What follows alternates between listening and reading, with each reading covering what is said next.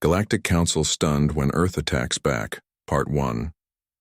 The massive crystal chamber hummed with energy as hundreds of alien beings gathered for the weekly Galactic Council meeting. Representatives from dozens of species filled the floating platforms that circled the central podium. The air crackled with translation fields, converting thousands of different languages into understandable speech. Commander Zexhai of the Vorthak hegemony stood at the central podium, his reptilian scales gleaming under the artificial lights. His yellow eyes swept across the assembled delegates as he prepared to deliver his report. The Vorthak were known throughout the galaxy as efficient conquerors, and today's presentation would add another world to their growing list of victories. Honored council members, Zexhai began, his voice carrying easily through the translation systems. The Threat Assessment Division has completed our evaluation of the primitive world designated Sol 3, also known locally as Earth. I am pleased to report that this world poses absolutely no threat to our galactic civilization. A ripple of mild interest passed through the gathered aliens. New worlds were always of interest, especially ones that might provide resources or new slave populations. The ethereal beings floated higher in their energy forms, while the insectoid Clicktar clicked their mandibles in anticipation. Zexhai activated a holographic display that showed Earth spinning slowly in the center of the chamber. The blue and green world looked peaceful and inviting, with white clouds swirling across its surface. This world is inhabited by a species calling itself humans or Homo sapiens. Our long-range scans indicate a population of approximately 8 billion individuals. The hologram zoomed in to show various human cities and military installations. Primitive aircraft moved slowly across the sky, while crude naval vessels sailed across the oceans. The assembled aliens murmured among themselves, clearly unimpressed by what they saw. As you can observe, Zexhai continued, these creatures have barely evolved beyond the Stone Age. They have achieved basic nuclear technology and primitive spaceflight, but their capabilities are laughably limited compared to our own. Their most advanced weapons are simple atomic devices with yields barely capable of destroying a single city. A member of the gas-based Nebula Collective spoke up, their voice resonating from a floating containment suit. What about their space capabilities? Have they achieved faster-than-light travel? Zexhai's reptilian features twisted into what might have been a smile. They have managed to place a few small stations in orbit around their world and have sent primitive probes to nearby planets in their system. However, they are still using chemical rockets and basic ion drives. They have no understanding of quantum tunneling or dimensional folding. In fact, our slowest cargo ships are at least 50 times faster than their most advanced vessels. The display changed to show Earth's military forces. Tanks rolled across training grounds while aircraft performed maneuvers in the sky.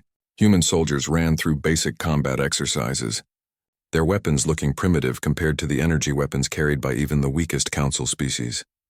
Their military organization is fragmented into nearly 200 separate nation-states, Zexhai explained. They spend most of their time fighting among themselves, rather than preparing for external threats. Our psychological profiles indicate they are an aggressive, but ultimately cowardly species that will surrender quickly when faced with superior force. An elderly representative of the Wisdom Keepers, an ancient species known for their careful analysis, raised a concern. Commander, what about their technological development rate? Some primitive species can advance rapidly when faced with external pressure. Zexhai waved a clawed hand dismissively. Our projections show they would need at least 500 years to develop technology, even approaching our current level. By that time, they will be fully integrated into our galactic civilization as a productive worker species. The holographic display now showed detailed scans of Earth's infrastructure. Power plants, communication networks, and transportation systems were highlighted in various colors. Everything looked crude and inefficient to the advanced aliens watching. The planet itself is highly valuable, Zexhai noted. Rich in rare metals, abundant water, and a stable ecosystem suitable for multiple council species. The human population can be reduced to manageable levels and relocated to reservation areas, leaving the majority of the planet available for our use. Several council members nodded approvingly. The standard procedure for primitive worlds was well established and had been used successfully hundreds of times.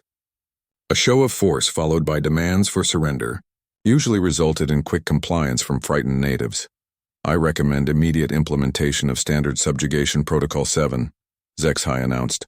A moderate fleet of 200 vessels should be more than sufficient. We will destroy 30% of their major population centers as a demonstration, then demand their surrender.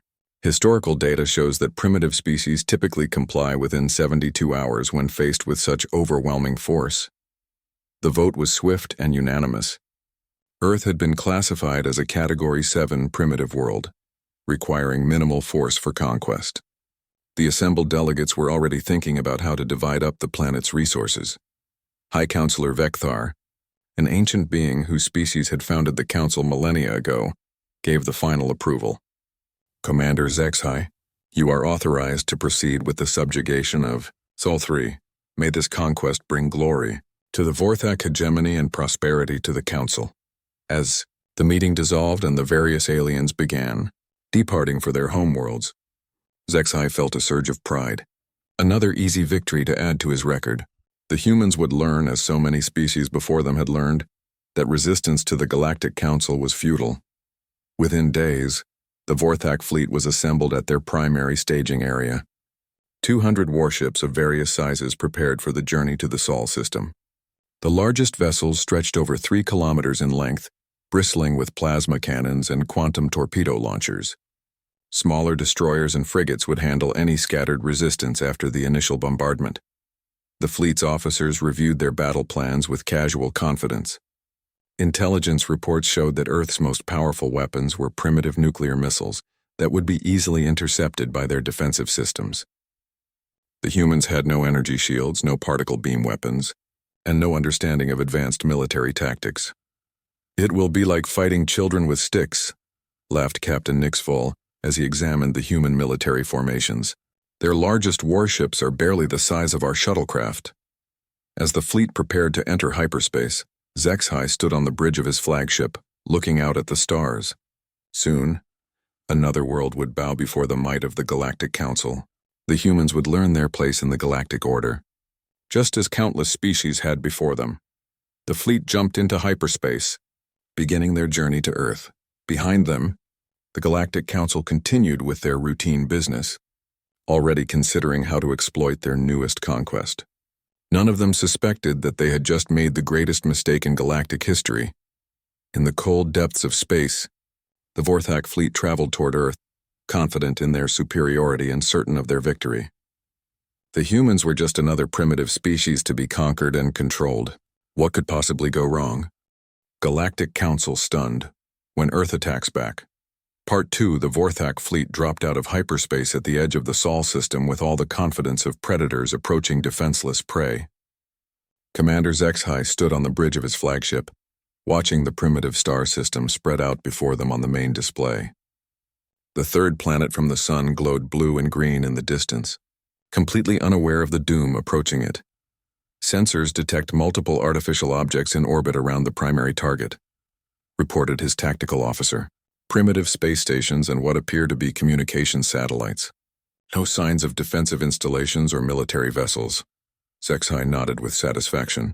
Just as their intelligence had predicted, the humans had no real military presence in space.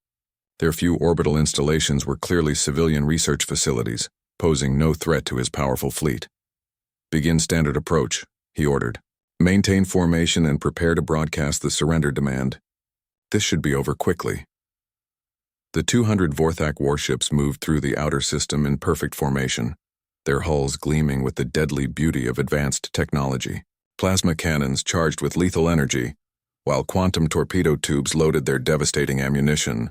Each ship was more than capable of destroying entire cities with a single salvo. As they passed the orbit of the planet called Jupiter, HFY received confirmation that their translation systems had cracked the basic human languages. It had taken only minutes to decode their primitive communication methods. Now it was time to deliver the message that would bring this conquest to a swift conclusion. "Open all communication channels," HFY commanded. "Let every human on that pathetic world hear what awaits them." The transmission went out across all human frequencies, carrying the weight of galactic authority. HFY's voice, translated into dozens of human languages, reached every corner of Earth simultaneously. Primitive species of Sol 3, This is Commander HFY of the Vorthak Hegemony, acting under the authority of the Galactic Council. Your world has been selected for integration into our galactic civilization. You will immediately surrender all military forces and prepare for occupation. Resistance is futile and will result in the complete destruction of your species. The bridge crew of the Vorthak flagship waited expectantly for the terrified response they had heard so many times before.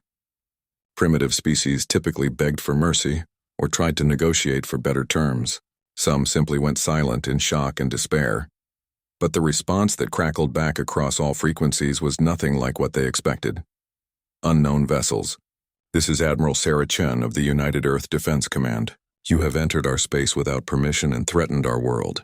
You have exactly 30 minutes to reverse course and leave our system, or you will be fired upon. This is your only warning. The Vorthak bridge fell silent in shock. Then slowly, laughter began to build among the alien crew members. The primitive humans thought they could threaten a galactic council fleet. It was the most ridiculous thing any of them had ever heard. Did they just threaten us? Asked the tactical officer, his reptilian features twisted with amusement. They certainly did, HFY replied, his own laughter rumbling through the bridge. These mammals actually believe they can fight us. How delightfully ignorant. He opened the communication channel again, his voice now filled with cruel amusement. Humans of Earth, you clearly do not understand your situation. To demonstrate the futility of resistance, we will now destroy one of your orbital installations. HFY gestured to his weapons officer, who had already targeted a small research station orbiting Saturn's moon Titan. It was a perfect choice for a demonstration, isolated enough that its destruction wouldn't cause immediate casualties on Earth itself. Fire, HFY ordered. A brilliant beam of plasma energy lanced out from the flagship, crossing millions of kilometers in seconds. The small human station simply vanished in a burst of superheated gas and metal fragments. The destruction was so complete that not even debris remained. There, HFY announced with satisfaction. Now perhaps they understand what they face. Prepare to receive their surrender. But instead of terrified pleas for mercy, the human response was swift and shocking. Across the inner solar system, objects that had appeared to be harmless asteroids and space debris suddenly came to life. Hundreds of small, dark shapes separated from the moon's surface and nearby asteroid fields, accelerating rapidly toward the Vorthak fleet. "Commander?" the sensor officer called out, his voice suddenly tense. Multiple objects approaching from various vectors. Speed increasing rapidly. This can't be right. They're accelerating to 15% of light speed. The laughter on the bridge died abruptly. Nothing should be able to reach such velocities except their own most advanced weapons. But these objects were clearly human in origin, their energy signatures matching the primitive technology they had observed. "Impossible," HFY muttered, staring at the display. "Their technology can't achieve those speeds." The first wave of objects reached the fleet's outer perimeter in less than 30 seconds. The Vorthak had no time to properly analyze the threat before the impacts began. What struck their ships weren't energy weapons or explosive missiles, but simple tungsten rods traveling at enormous velocity. The kinetic energy was devastating. The first rod punched through the shields of a Vorthak destroyer, as if they didn't exist, tearing through the hull and emerging from the other side in a fountain of molten metal and escaping atmosphere. The ship's fusion reactor containment failed, and the entire vessel disappeared in a brilliant explosion. "Shields up.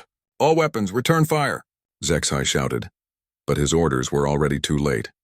More kinetic projectiles slammed into the fleet with terrifying precision. Each tungsten rod carried the destructive power of a small nuclear weapon, but focused into a point barely larger than a person's fist. The Vorthak shields, designed to deflect energy weapons and explosive charges, offered no protection against solid matter moving at such incredible speed.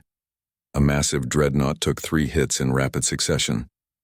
The first rod destroyed its primary shield generator, the second punched through its armor plating, and the third struck the ship's main reactor. The 3-kilometer vessel broke apart in a series of explosions that lit up the darkness of space like a new star. Within minutes, 40 Vorthak ships had been reduced to expanding clouds of superheated plasma and twisted metal. The survivors frantically activated their emergency jump drives, fleeing deeper into the solar system in complete panic. "How is this possible?" HFY demanded, his voice cracking with shock and fear. "They're primitives. They don't have this kind of technology. The tactical officer was frantically analyzing sensor data, trying to understand what had just happened. "Commander, those projectiles, they weren't launched from ships. They came from hidden installations throughout this system.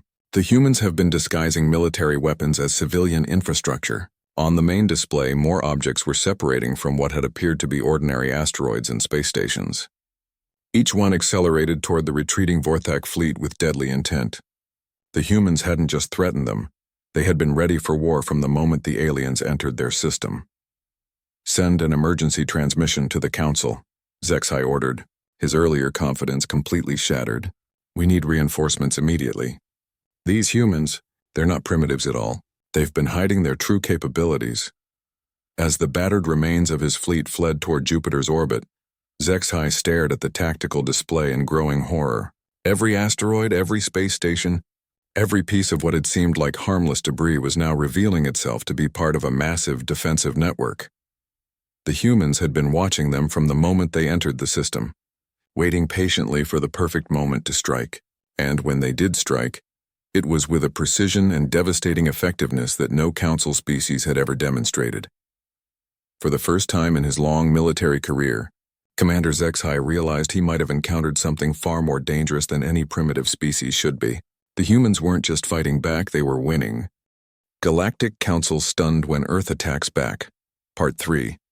The emergency session of the Galactic Council convened within hours of receiving Commander Zexai's panicked transmission.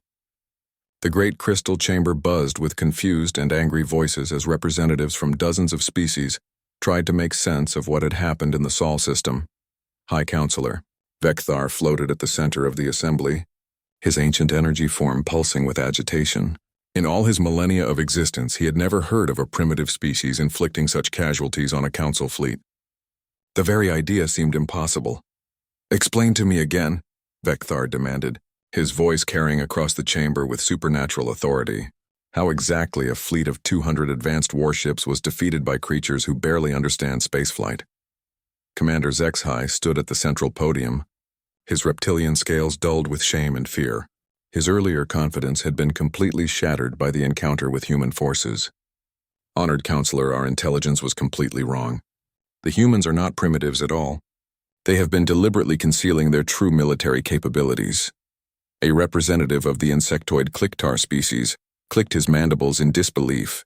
"You lost 40 ships to kinetic projectiles? What kind of incompetent tactical planning allows for such losses?" "You don't understand," Zexai protested, his voice rising with desperation. "Those weren't ordinary kinetic weapons. They achieved velocities that should be impossible with human technology. Our shields were designed to stop energy weapons and explosives, not solid matter moving at 15% of light speed." The ethereal Admiral Kethmore spoke from his floating energy containment field, his voice carrying the cold authority of a being who had commanded fleets for centuries. "Commander, you are suggesting that a species we classified as Category 7 primitives has developed relativistic kinetic weapons. That level of technology requires understanding of advanced physics that our intelligence reports say they do not possess."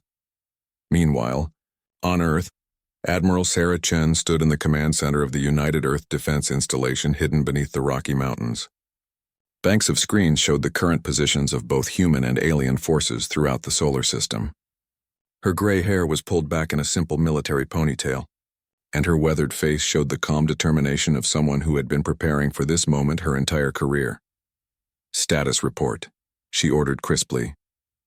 Colonel Martinez, her chief tactical officer, looked up from his displays. "The alien fleet has retreated to Jupiter's orbit and appears to be regrouping. Long-range sensors show they're sending communications back to their home territory, probably calling for reinforcements." "Expected," Chen replied. "How are our defensive positions?" "All primary installations are operational and fully armed. The kinetic platforms are reloaded and ready for the next engagement." "The aliens took the bait perfectly, Admiral. They never suspected that our primitive space program was actually a massive military construction project." Chen allowed herself a small smile. For decades, humanity's space program had appeared to focus on scientific research and peaceful exploration. But every mission, every space station, every probe sent to the outer planets had served a dual purpose. While the public saw humanity taking its first tentative steps into space, Military planners had been preparing for the day when Earth would face hostile alien contact. "Send a message to all hidden installations," Chen ordered. "Operation Sleeping Giant is now fully active. I want every weapon platform, every concealed ship, and every defensive position ready for full combat operations."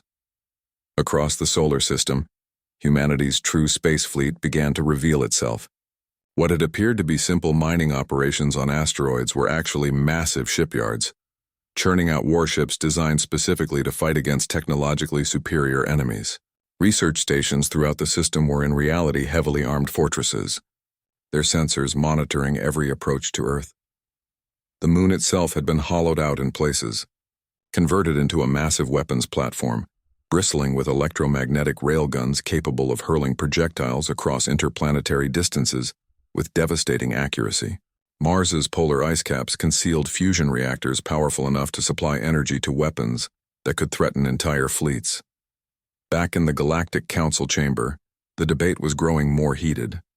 Representatives of various species were beginning to question not just the Vorthak's competence, but their entire understanding of human capabilities. "Perhaps," suggested a member of the gas-based Nebula Collective, "we should consider the possibility that our initial assessment was flawed. If the humans have been deliberately concealing their technology, they may be far more advanced than we realized." "Impossible," snapped Zexai. "We monitored their communications for months. We observed their primitive rocket launches and basic orbital facilities. There was no indication of advanced military technology." An elderly representative of the Wisdom Keepers raised concerns that chilled the assembled aliens. "Commander, consider this possibility. What if everything you observed was intentionally designed to deceive us? What if the humans knew we were watching and deliberately showed us what they wanted us to see?" The chamber fell silent as the implications of this statement sank in. If the humans had been aware of galactic civilization all along, if they had been preparing for contact while pretending to be primitives, then everything the Council thought they knew about Earth was wrong. Admiral Kethmore's energy form pulsed with growing concern. "If that is true, then we may be facing a species that has been preparing for war against us for an unknown period of time. They would have studied our tactics, our technology, and our weaknesses while we remained ignorant of their true capabilities." On Earth, Admiral Chen was addressing the leaders of the United Earth Defense Council via secure communication links. Presidents, prime ministers, and military commanders from around the world listened as she outlined humanity's situation. "Ladies and gentlemen, as of today, humanity is officially at war with the Galactic Alliance that has conquered hundreds of worlds. Our initial engagement was successful, but we must assume they will return with significantly larger forces." The President of the United States leaned forward in his chair. "Admiral, how long have we known about the existence of hostile aliens?" "Mr. President, our first indications of galactic civilization came from radio telescope observations in 1967. We began detecting structured transmissions from multiple sources throughout the galaxy, clearly indicating the existence of advanced alien technology. By 1975, we had cracked enough of their communication protocols to understand that Earth was likely to face invasion at some point in the future." The British Prime Minister spoke up.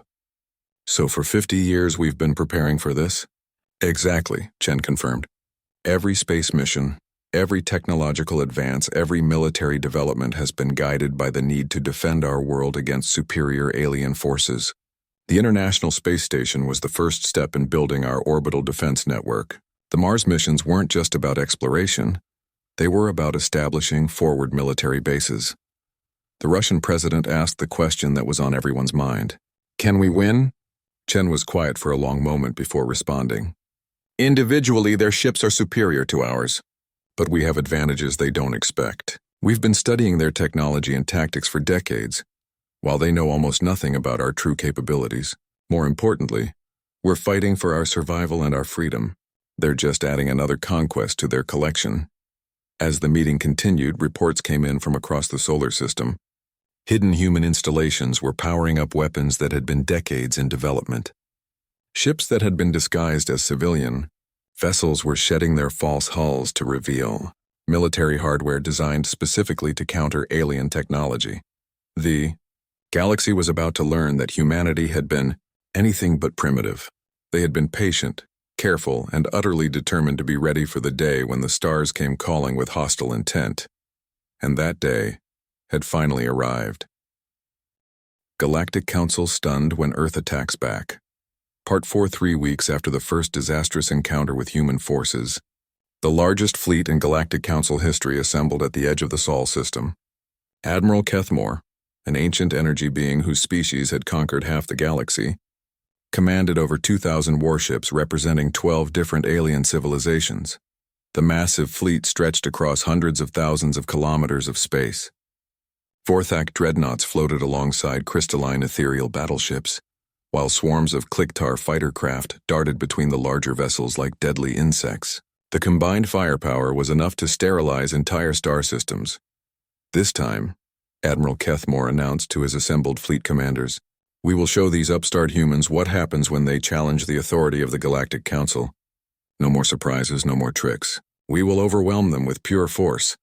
The fleet had approached cautiously, expecting another ambush from hidden human weapons, but their advanced sensors detected nothing unusual in the outer system. The humans appeared to have withdrawn all their forces to the inner planets, probably hoping to make a final stand around their home world. "Begin the advance," Kethmore ordered. "All ships maintain full defensive posture. We will not be caught off guard again." The enormous fleet moved into the solar system like a wave of destruction, their weapons charged and shields at maximum power. This time they were ready for kinetic projectiles, energy beams, or any other surprises the humans might have prepared. But as they passed the orbit of Neptune, something unexpected happened.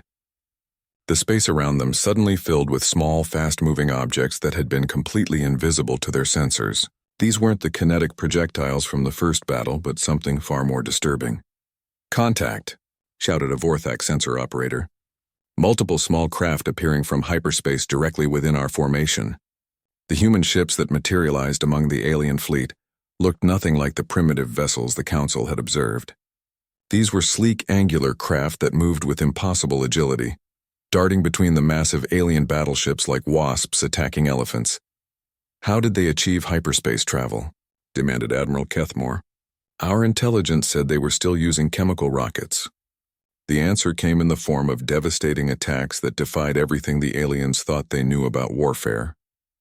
The small human ships didn't engage in traditional fleet combat, trying to match firepower with the larger alien vessels. Instead, they fought like guerrilla warriors, using tactics that no civilized species would consider. A human ship no larger than a shuttlecraft slammed directly into the side of a 3-kilometer ethereal battleship, detonating a massive fusion charge that tore the vessel in half. The human crew had deliberately sacrificed themselves to destroy a ship worth more than entire planets. "Suicide attacks," gasped a Kliktar commander. "They're deliberately destroying themselves to damage our ships." What kind of insane species fights like this? More human vessels appeared throughout the fleet, each one piloted by crews willing to die if it meant taking alien ships with them. They targeted critical systems with surgical precision, their pilots displaying an understanding of alien ship design that should have been impossible for a newly contacted species. "They know exactly where to hit us," Admiral Kethmore realized with growing horror. "They've studied our ships, our technology, our weaknesses. They've been preparing for this specific battle. The human attacks weren't random or desperate. Each strike was carefully calculated to cause maximum damage with minimum resources." Human fighters disguised as escape pods drifted close to alien ships before exploding with nuclear fury. Drones that appeared to be debris suddenly came to life, boring through hull plating with focused plasma cutters. But the most terrifying aspect of human warfare wasn't their technology or their willingness to die. It was their ability to adapt in real time to everything the aliens threw at them. When the Council fleet began using coordinated energy barrages to clear out the human fighters, the humans switched to quantum entanglement communicators that couldn't be jammed. When the aliens adapted their shield frequencies to better deflect kinetic weapons, human engineers modified their projectiles mid-flight using programmable matter. Commander Elena Vasquez of the human heavy cruiser Defiance watched the tactical display as her ship emerged from hyperspace directly above a massive Vorthak dreadnought. Her vessel was a quarter the size of the alien ship, but it had been designed with one specific purpose: to kill things much larger than itself. "Target their reactor core," she ordered calmly. "Full spread of quantum torpedoes." The weapons that erupted from her ship weren't the primitive nuclear missiles the aliens expected. These were humanity's answer to superior alien shielding, quantum torpedoes that existed in multiple dimensions simultaneously, making them impossible to intercept with conventional defenses. The alien dreadnought's shields flickered and died, as weapons that shouldn't exist punched through dimensions to strike their target directly. The massive ship's fusion reactor went critical, and another Council vessel joined the growing debris field. "This is impossible," Admiral Kethmore screamed as he watched his fleet being systematically destroyed by forces that should have been no match for Council technology. How are they doing this? The answer was becoming clear to the surviving alien commanders. Humanity hadn't been primitive at all. They had been watching, learning, and preparing for exactly this type of conflict. Every piece of technology, every tactical decision, every strategic choice had been made with the specific goal of defeating a technologically superior enemy. While Council species fought according to established honor codes and traditional military doctrine, humans treated war as a problem to be solved through any means necessary. They used weapons that civilized species considered barbaric, tactics that honorable warriors found disgusting, and strategies that challenged every assumption about how space battles should be fought. A group of human ships suddenly appeared in the middle of the alien formation, their hulls covered in what looked like civilian markings. For a moment, the alien gunners hesitated, thinking they might be refugee vessels trying to surrender. The hesitation cost them dearly. The human ships immediately opened fire with weapons hidden beneath false hulls, their surprise attack destroying a dozen alien vessels before the Council forces could respond. "They're using deception as a primary weapon," reported a Kliktar tactical officer. "They're making their warships look like civilian vessels. That's a violation of every civilized rule of warfare," protested a Vorthak captain. "They don't follow our rules," Admiral Kethmore realized with dawning horror. "They make their own rules, and those rules are designed to win at any cost." As the battle raged on, it became clear that the humans were winning through sheer tactical flexibility. Every time the alien fleet adapted to one human strategy, the humans immediately switched to something completely different. They fought like the universe's most dangerous predators, using every advantage and exploiting every weakness. The Council fleet, despite its overwhelming numerical and technological superiority, was being systematically dismantled by an enemy that refused to fight fair. And the most terrifying realization of all was that the humans weren't even using their full strength yet. This was just the beginning of what they were capable of. Galactic Council stunned when Earth attacks back. Part 5, the massive Galactic Council chamber had never seen such chaos. Representatives from dozens of species shouted at each other in languages that strained the translation systems to their limits. The greatest military fleet in galactic history had limped home in defeat, leaving behind the wreckage of over half their ships in the Sol system. Admiral Kethamore's energy form flickered weakly as he tried to explain the impossible defeat to the assembled Council members. His ancient consciousness, which had commanded fleets for millennia, was still struggling to process what he had witnessed in human space. "They don't fight like any known species," he reported, his voice hollow with disbelief. "Every engagement taught them something new about our tactics, our technology, our weaknesses. By the end of the battle, they were adapting faster than we could respond." High Counselor Vekthar floated at the center of the assembly, his own ancient energy form pulsing with barely contained fury. "You are telling us that 2,000 of our finest warships were defeated by a species we classified as primitives?" "They were never primitives," Admiral Kethmore replied. "Everything we observed about their technology was carefully designed to deceive us. While we thought they were taking their first steps into space, they were actually building the most sophisticated military network we've ever encountered."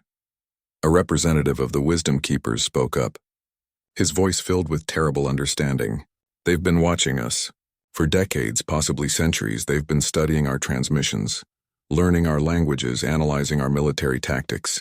They knew we were coming long before we knew they existed." The implications of this statement sent a chill through the assembled aliens. If humanity had been preparing for galactic contact for that long, if they had built their entire civilization around the assumption of eventual conflict, then every assumption the Council had made about them was catastrophically wrong. On Earth, Ambassador Elena Vasquez stood before the United Nations General Assembly, preparing to deliver humanity's first official message to the galaxy. The woman who had commanded the cruiser Defiance in the recent battle now wore the formal uniform of Earth's diplomatic corps, but her eyes still held the steel of a combat veteran.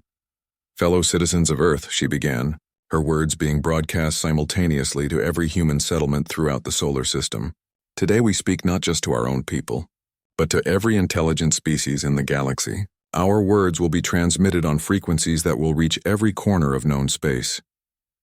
The General Assembly Hall fell silent as delegates from every nation on Earth listened to humanity's declaration. This was the moment they had all been preparing for since the first alien transmission had been detected decades ago. "To the Galactic Council and all species under their dominion," Vasquez continued, her voice carrying the authority of an entire world.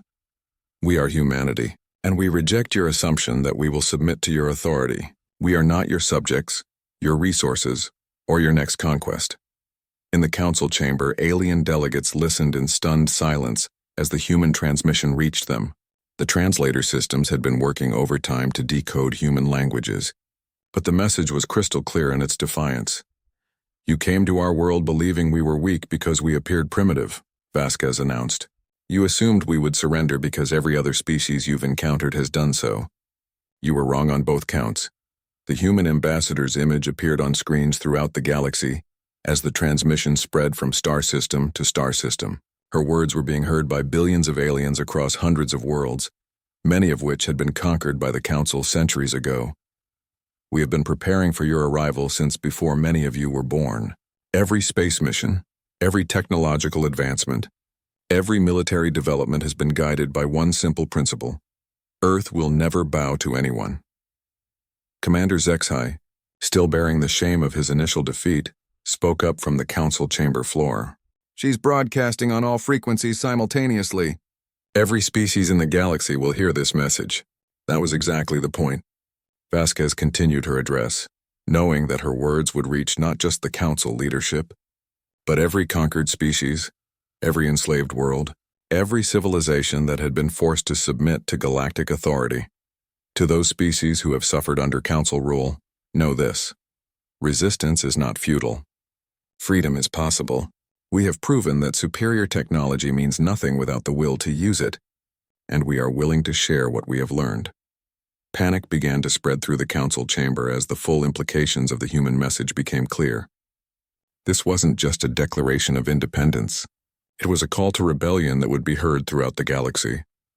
"We know that many of you have been watching our conflict with interest," Vasquez said, addressing the conquered species directly. "You have seen that the Council's fleets can be defeated, their technology overcome, their authority challenged. We invite any species tired of living under Council rule to contact us. We remember what freedom tastes like, and we are willing to share the recipe." High Counselor Vekthar realized with growing horror that the human defeat of Council forces had already become legend throughout the galaxy. On worlds that had been conquered centuries ago, subject species were beginning to whisper about the possibility of revolution. The final part of Vasquez's message was delivered directly to the Council itself. "To the Galactic Council leadership, you have a choice to make. You can accept that Earth will remain free and attempt to negotiate a peaceful relationship with humanity, or you can continue your efforts to conquer us." She paused, letting the weight of her next words sink in before continuing. "If you choose the path of continued aggression, know this: we have shown you only a fraction of what we are capable of.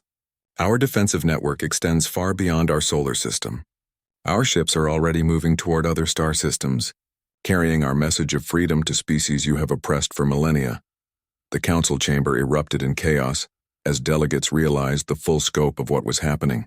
The humans weren't just defending their own world. They were actively working to destabilize the entire galactic order. "Earth's military forces are no longer confined to the Sol system," Vasquez announced. "Any attempt to assemble another invasion fleet will be met with preemptive strikes on your staging areas. Any attack on human settlements will result in devastating retaliation against Council worlds." Admiral Kethmore's energy form pulsed with defeat as he recognized the strategic situation the Council now faced. The humans had turned the tables completely. Instead of being the hunters, the Council had become the hunted. "We did not ask for this war," Vasquez concluded, "but we will finish it on our terms. The age of easy conquest is over. The galaxy now knows that freedom is possible, that resistance can succeed, and that humanity stands ready to defend any world brave enough to claim its independence. As the transmission ended, reports began flooding into the council chamber from across the galaxy. On dozens of worlds, subject species were beginning to organize resistance movements. Ships were being sabotaged, governors were being attacked, and the careful order that had maintained galactic peace for millennia was beginning to crumble. The Galactic Council faced a choice that would determine the fate of their civilization. They could attempt to negotiate with humanity and risk appearing weak to their other subjects, or they could commit their entire military might to destroying Earth, knowing that failure would likely trigger a galaxy-wide revolution. But as they debated their options, human ships were already appearing at the edges of other star systems, their message spreading like wildfire through communities that had thought freedom was impossible. The galaxy would never be the same. Humanity had lit a fire that would either burn down the old order entirely or force it to change beyond recognition. And Earth's children were just getting started.